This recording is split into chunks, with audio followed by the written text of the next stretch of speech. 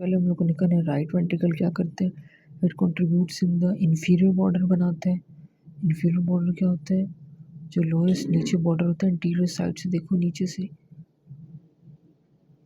और ये स्टेनोकोस्टल surface 2/3 majority बना रहा है, जो इंटीरियर सरफेस को कहते हैं। 1/3 डायफ्रेगमेटिक सरफेस बना रहा है जिसको इंफीरियर सरफेस कहते हैं।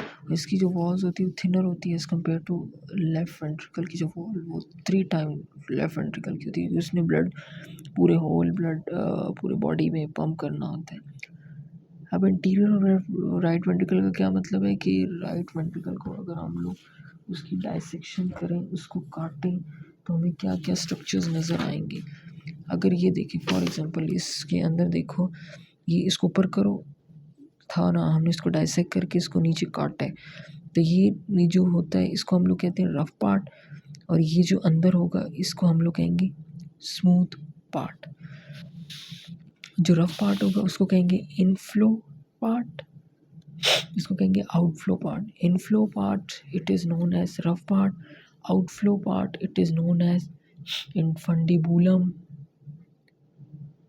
Smooth part, outflow tract, conus arteriosus भी इसको हम लोग कहते हैं। सुप्रावेंट्रिकुलर क्रेस्ट कौन सा है, सुप्रावेंट्रिकुलर क्रेस्ट लेबल हुआ ये।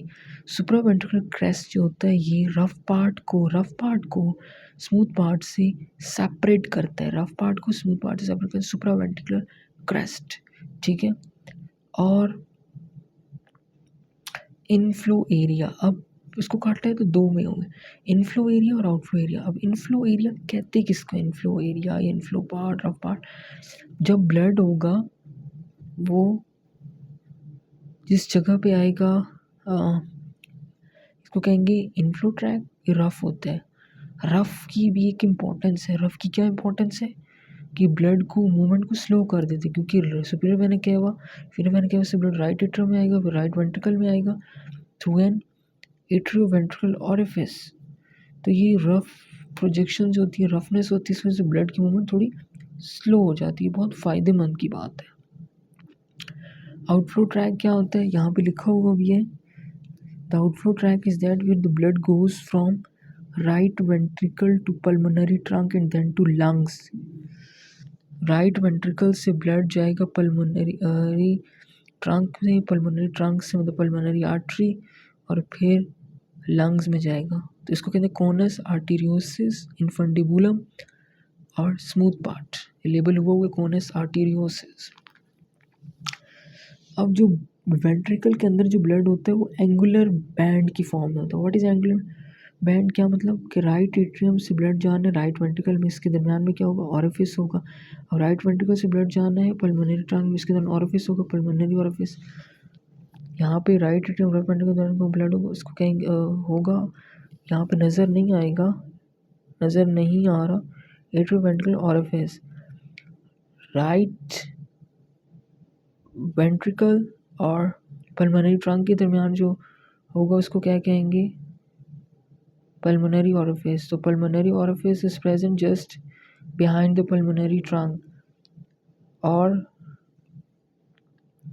atrioventricular orifice it is present between the right atrium and right ventricle, ठीक है। अब जो इनफ्लो ट्रैक होता है वो रफ होता है, और ये स्पॉन्ज लाइक अपीयरेंस होती है इसकी, देखिए थोड़ी स्पॉन्ज लाइक अपीयरेंस है, ड्यू टू प्रेजेंस ऑफ कौन से मसल्स होते हैं, ट्रबैकुली कार्नाई मसल। ये 3 टाइप्स के होते हैं, bridges, ridges and pillar. Bridges किसे कहते हैं, दो जो स्ट्रैंड होते हैं वो 2 पिलर पे खड़े होते हैं, और मिडल में पोर्शन में कोई मिडल के पोर्शन में कोई बहुत ज़्यादा स्पेस होती है। Bridges are those, bridge is something that stands on the 2 pillar and middle portion is free to move. Bridges is something that stands on the 2 pillars and middle portion is free to move.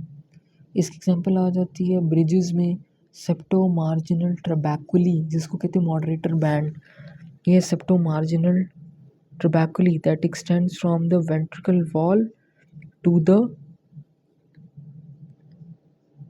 किधर जा रहे हैं, anterior papillary muscles, ये anterior papillary muscles तक जा रहे हैं, that extend from ventricle wall to anterior papillary muscle, they are called septomarginal trabeculae, ये मॉडरेटर बैंड। दूसरा होता है ब्रिजेस, ब्रिजेस हो गया। दूसरा होता है हमारे पास रिजेस। रिजेस क्या होता है, जो कि they are attach to ventricle wall throughout their length, मतलब ये जो एक ऐसी चीज़ जो कि नीचे से पूरी सी कवर हुई हुई है, पूरी सब इसको सपोर्ट नीचे से हर जगह से मिली हुई है। अब रिजेस की एग्जांपल के अंदर हमारे पास क्या है, सुप्रा वेंटिकुलर क्रेस्ट, ये है सुप्रा वेंटिकुलर क्रेस्ट, इसकी एग्जांपल में आ जाता है। ये क्या होता है, they extends from the ventricular wall, no sorry उल्टा बोला, they extend from the ventricular septum to the right atrioventricular opening, they ये पूरे दिक्स they are attach to ventricular wall throughout their length, पूरे वेंट्रिकुलर वॉल के साथ attach है throughout their length. Supraventricular crest extend ventricular wall to the right atrioventricular opening, या right atrium और right ventricle जहाँ opening होती है, ठीक है। नीचे आता है पिलर्स। पिलर्स वो समथिंग होती है that is only attach to one end, for example इसमें अंदर आते हैं हमारे पास they are attach to ventricle wall from one end only, कोई भी ऐसा स्ट्रक्चर जो सिर्फ एक एंड पर खड़ा हो, ठीक है, उसको कहते हैं पिलर्स। और ये क्या होते हैं, they are attach to ventricular wall, one end is attached to ventricular wall and other end is attached to cusp of tricuspid wall by caudery tendon। अब 3 pillars होते हैं, there are 3 papillary muscles in right ventricle, एक को हम लोग कहते हैं there are 3 papillary muscles in right ventricle, number 1 is anterior, number 2 is posterior, number 3 septal papillary muscle। अब ब्रिजेस हो गए, ब्रिजेस में आ गई सेप्टो मार्जिनल ट्रबैकुली, रिजेस में आ गए, रिजेस में आ गए सुप्रा वेंटिकुलर क्रेस्ट। तीसरा है हमारे पास पिलर्स पेपिलरी मसल्स, इसके अंदर आते हैं one end is attach to ventricle wall and the other end is attach to the cusp of tricuspid wall.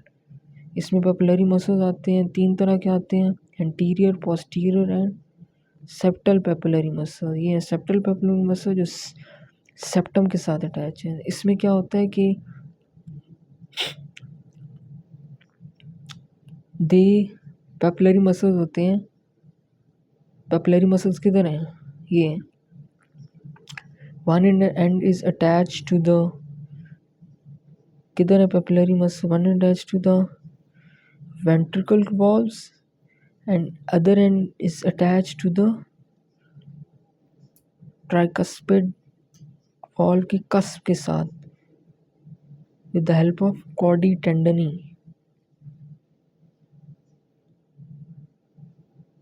कॉर्डनी tendineae. One end papillary muscles हैं, one end attach to the